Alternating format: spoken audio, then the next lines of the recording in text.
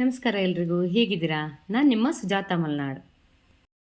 ಇವತ್ತು ಮಕ್ಕಳಿಗೆ ಪ್ರಿಯವಾಗುವಂತಹ ಬ್ರೆಡ್ ಸ್ಯಾಂಡ್ವಿಚ್ಚನ್ನು ಮಾಡಿ ತೋರಿಸೋಣ ಅಂದ್ಕೊಂಡಿದ್ದೀನಿ. ಇದು ಮಾಡೋದು ತುಂಬಾ ಸುಲಭ, ಹಾಗೆ ತುಂಬ ರುಚಿಯಾಗಿರುತ್ತೆ. ಹಾಗೆ ತರಕಾರಿ ತಿಂದೇ ಇರೋವಂಥ ಮಕ್ಕಳಿಗೆ ಈ ರೀತಿಯಾಗಿ ತರಕಾರಿ ಕೂಡ ತಿನ್ನಿಸ್ಬೋದು ಅಂತ. ಹಾಗಾದರೆ ಈ ಸ್ಯಾಂಡ್ವಿಚ್ಚನ್ನು ಹೇಗೆ ಮಾಡೋದು ಅಂತ ನೋಡ್ಕೊಂಬರೋಣ ಬನ್ನಿ. ಸ್ಯಾಂಡ್ವಿಚ್ ಮಾಡೋದಕ್ಕೆ 2 ಈರುಳ್ಳಿ ಕಟ್ ಮಾಡ್ಕೊಂಡಿದ್ದೀನಿ, ಟೊಮೆಟೊ 1, ಹಾಗೆ ಕ್ಯಾಪ್ಸಿಕಮ್ ಅರ್ಧ, ಸ್ವಲ್ಪ ಉಪ್ಪು, ಹಾಗೆ ಮೆಣಸಿನ್ಕಾಯಿ ಪುಡಿ, ಆಮೇಲೆ ಸ್ವಲ್ಪ ತುರ್ಕೊಂಡಿರುವಂತಹ ಚೀಸ್ನು ಕೂಡ ತಗೊಂಡಿದ್ದೀನಿ. ಹಾಗೆ ಅದ್ರ ಜೊತೆಗೆ ಈ ಆರಿಗ್ಯಾನೋ ಇರುತ್ತಲ್ಲ ಅದನ್ನು ತಗೊಂಡಿದ್ದೀನಿ. ಅದು ತುಂಬಾ ಚೆನ್ನಾಗಿ ಪರಿಮಳವನ್ನು ಕೊಡುತ್ತೆ. ಅದ್ರ ಜೊತೆಗೆ ಸ್ವಲ್ಪ ತುರಿದಂತಹ ಕ್ಯಾರೆಟು ಮತ್ತು ಬೇಯಿಸ್ಕೊಂಡಿರುವಂಥ ಜೋಳ ತಗೊಂಡಿದ್ದೀನಿ. ಹಾಗೆ ಇದ್ರ ಜೊತೆಗೆ ಬ್ರೆಡ್ಡು. ನಂತರ ಏನು ಮಾಡಬೇಕಂದ್ರೆ, ಒಂದು ತವನ್ನ ಕಾಯಕ್ಕೆ ಇಟ್ಕೊಂಡ್ಬಿಟ್ಟು ಅದಕ್ಕೆ ಪೂರ್ತಿಯಾಗಿ ಬೆಣ್ಣೆನ ಸವರ್ಕೋಬೇಕು. ಬೆಣ್ಣೆ ಇಲ್ಲ ಅಂದರೆ ತುಪ್ಪ ಆದರೂ ಆಗುತ್ತೆ. ಬೆಣ್ಣೆ ಸವರ್ಕೊಂಡ್ರೆ ತುಂಬ ಒಳ್ಳೆಯ ಪರಿಮಳ ಬರುತ್ತೆ ಅಂಥೇಳಿ. ಹಾಗೆಯೇ ಬ್ರೆಡ್ಡನ್ನು ತವದ ಮೇಲೆ ಇಟ್ಟ ಮೇಲೆ ಅದಕ್ಕೆ ಚೀಸನ್ನು ಹರಡಬೇಕು.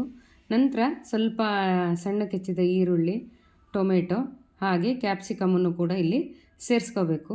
ನಂತರ ಬೇಯಿಸ್ಕೊಂಡಂತಹ ಈ ಜೋಳ ಏನಿದೆಯಲ್ಲ ಅದನ್ನು ಹಾಕ್ಕೋಬೇಕು. ಆಮೇಲೆ ಕ್ಯಾರೆಟ್ ಕೂಡ ಹಾಕಿದರೆ ಚೆನ್ನಾಗಿರುತ್ತೆ. ಆಮೇಲೆ ಸ್ವಲ್ಪ ಉಪ್ಪು, ಹಾಗೆ ರುಚಿಗಾಗಿ ನಾವು ಇಲ್ಲಿ ಖಾರದ ಪುಡಿಯನ್ನು ಕೂಡ ಬಳಸ್ತಾ ಇದ್ದೀನಿ. ಖಾರದ ಪುಡಿನೂ ಕೂಡ ಹಾಕ್ಕೊಂಬಿಡಬೇಕು. ಕಡೆಯದಾಗಿ ಈಗ ಆರಿಗ್ಯಾನೋ ಇರುತ್ತಲ್ಲ ಅದನ್ನು ಪೂರ್ತಿಯಾಗಿ ಎಲ್ಲ ಕಡೆಗೂ ಹಾಕ್ಕೋಬೇಕಾಗುತ್ತೆ. ವಿಪರೀತ ಹಾಕೋಕ್ಕೆ ಹೋಗ್ಬಿಡಿ, ಸ್ವಲ್ಪ ಹಾಕ್ಕೊಳ್ಳಿ. ಆಮೇಲೆ ಈ ಬ್ರೆಡ್ಡನ್ನು ಮೇಲ್ಗಡೆಯಿಂದ ಮುಚ್ಚಿಬಿಟ್ಟು ಇನ್ನೊಂದು ಬ್ರೆಡ್ಡಿಂದ ಒಂದು ಬದಿ ಕಾದ್ರ ಮೇಲೆ ಇನ್ನೊಂದು ಬದಿ ಮುಗ್ಸಿ ಹಾಕೋಬೇಕು. ಆ ಬದಿನೂ ಕಾದ್ರ ಮೇಲೆ ತೆಕ್ಕೋಬೇಕಾಗುತ್ತೆ. 2 ಕಡೆನೂ ಚೆನ್ನಾಗಿ ಕಾಯಿಸ್ಕೋಬೇಕು. ಆದರೆ ಉರಿ ನಿಧಾನವಾಗಿ ಇಟ್ಕೋಬೇಕು, ಆವಾಗ ಚೆನ್ನಾಗಿ ಕಾಯುತ್ತೆ, ಇಲ್ಲಾಂದರೆ ಸೀದೋಗುತ್ತೆ. ನೋಡಿ, ಇವಾಗ ಬ್ರೆಡ್ ಸ್ಯಾಂಡ್ವಿಚ್ ರೆಡಿಯಾಗಿದೆ. ನಾನು ತೆಕ್ಕೊಳ್ತಾ ಇದ್ದೀನಿ. ಮಕ್ಕಳಿಗಂತೂ ಈ ಸ್ಯಾಂಡ್ವಿಚ್ಚು ತುಂಬಾ ಇಷ್ಟ ಆಗುತ್ತೆ. ಸಂಜೆ ಕಾಫಿ ಹೊತ್ತಿಗಿದ್ರೆ ಅಂತೂ ನಮಗೂ ದೊಡ್ಡವರಿಗೂ ಕೂಡ ತುಂಬ ಖುಷಿಯಾಗುತ್ತೆ.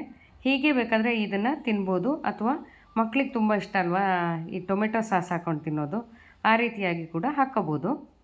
ನೋಡಿ, ಈ ರೀತಿಯ ಟೊಮೆಟೊ ಸಾಸ್ ಹಾಕ್ಕೊಂಡು ಅದರಲ್ಲಿ ನೆಂಚ್ಕೊಂಡು ತಿಂತಾಯಿದ್ರೆ ತುಂಬಾ ರುಚಿಯಾಗಿರುತ್ತೆ. ರುಚಿಯಂತೂ ತುಂಬಾ ಸಖತ್ತಾಗಿ ಬಂದಿತ್ತು. ನಿಮಗೂ ಕೂಡ ಈ ರೆಸಿಪಿ ಇಷ್ಟ ಆಯಿತು ಅಂತ ನಾನು ಅಂದ್ಕೊಳ್ತೀನಿ. ಇಷ್ಟ ಆದರೆ ಒಂದು ಲೈಕ್ ಮಾಡಿ, ಶೇರ್ ಮಾಡಿ, ಹಾಗೆ ಸಬ್ಸ್ಕ್ರೈಬ್ ಮಾಡಿ. ಮುಂದಿನ ವೀಡಿಯೋದಲ್ಲಿ ಸಿಗ್ತೀನಿ. ಹೋಗಿ ಬರಲಾ? ನಮಸ್ಕಾರ ರೀ.